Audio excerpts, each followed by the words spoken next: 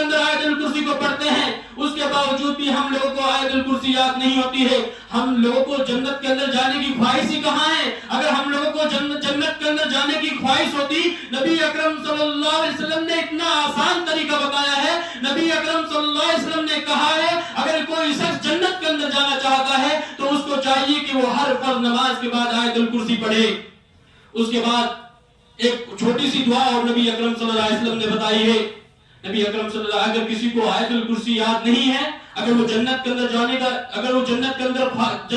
جانے کی خواہش رکھتا ہے تو اس کے لیے نبی اکرم صلی اللہ علیہ وسلم نے ایک چھوٹی سی دعا بتائی ہے، اور مجھے امید ہے کہ یہ دعا ہر ایک انسان کو یاد ہوگی۔ اگر کسی کو یاد نہیں ہے تو اس کو اس روئے زمین پر زندہ رہنے کا کوئی حق نہیں ہے۔ بالکل چھوٹی سی دعا ہے۔ نبی اکرم صلی اللہ علیہ وسلم صحابہ اکرام سے کہتے ہیں الا ادلکم علی کنز من کنوز الجنہ، کیا میں تم کو جنت کے خزانوں میں سے ایک خزانہ نہ دے دوں؟ یعنی جنت کے محلات میں سے میں تم کو ایک محل عطا نہ کر دوں؟ تو صحابہ اکرام نے کہا قالوا بلا یا رسول اللہ، اے اللہ کے رسول کیوں نہیں؟ تو نبی اکرم صلی اللہ علیہ وسلم نے کہا قل لا حول ولا قوت الا باللہ، یعنی تم جو ہے اٹھتے بیٹھتے سوتے لیٹتے کھانا کھاتے وقت کسی بھی وقت بھی جب بھی تم کو وقت ملے ٹائم ملے ہر وقت جو ہے لا حول ولا قوت الا باللہ پڑھتے رہو۔ اگر کوئی شخص جو ہے اپنی زندگی کے اندر لا حول ولا قوت الا باللہ پڑھتا رہتا ہے تو نبی اکرم صلی اللہ علیہ وسلم کہتے ہیں کہ ایسا شخص بھی جو ہے جنت کے اندر داخل ہو جائے گا۔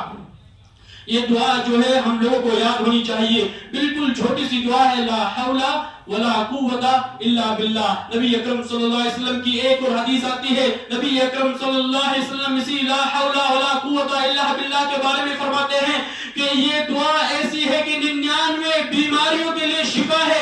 اگر کوئی شخص جو ہے لا حول ولا قوت الا باللہ کو پڑھتا ہے، اگر اس کو 99 بیماری لاحق ہے تو اس کی 99 بیماری ختم ہو جائے گی۔ نبی اکرم صلی اللہ علیہ وسلم اس کے بعد کہتے ہیں سب سے چھوٹی جو بیماری ہوگی وہ سب سے چھوٹی بیماری ہوگی وہ سب سے چھوٹی بیماری یہ ہے کہ انسان کو کوئی ٹینشن رہتی ہو، انسان کو کوئی الجھن رہتی ہو۔ گھر کے اندر 4 بیٹی ہیں 3 بیٹی ہیں، ان کی شادی کس طرح کریں گے، ان کے لیے جہیز کہاں سے لے کر آئیں گے۔ اگر کسی شخص کے اندر ایسی ٹینشن وغیرہ رہتی ہے، کاروبار کی ٹینشن رہتی ہے، اولاد کی ٹینشن رہتی ہے، ماں باپ کی ٹینشن رہتی ہے، بیوی کی ٹینشن رہتی ہے، کسی کی بھی رہتی ہے، نبی اکرم صلی اللہ علیہ وسلم نے کہا اگر کوئی شخص یہ دعا پڑھتا ہے لا حول ولا قوت الا باللہ تو ایسے شخص کی جو ہے ٹینشن جو ہے دور ہو جائے گی، ختم ہو جائے گی۔